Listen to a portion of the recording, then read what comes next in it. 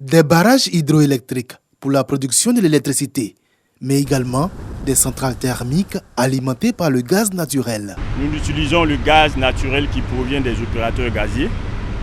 Et c'est ce gaz naturel-là que nous allons transformer pour produire de l'énergie. Donc, ce sont les turbines à gaz qui permettent cette transformation. Mohamed Traoré est directeur technique dans une des 4 centrales thermiques du pays. Bien que dominant dans le mix énergétique, la production de l'électricité à base de gaz reste peu connue et son process relativement complexe. On va faire une combustion au niveau de ce gaz-là. Il sera ensuite détendu au niveau de ce qu'on appelle la turbine elle-même.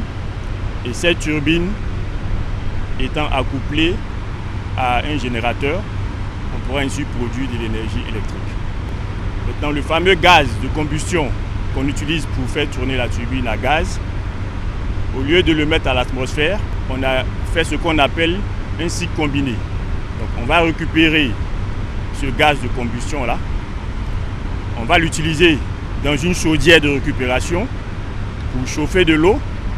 Ça va produire de la vapeur et cette vapeur-là, on va ensuite l'utiliser pour faire tourner, cette fois-ci, une turbine à vapeur qui est elle-même également accouplée à un alternateur qui permet la production d'énergie. Une fois produite, l'énergie est transportée sur le réseau électrique national. La distribution de cette énergie aux usagers reste du ressort de la compagnie ivoirienne d'électricité.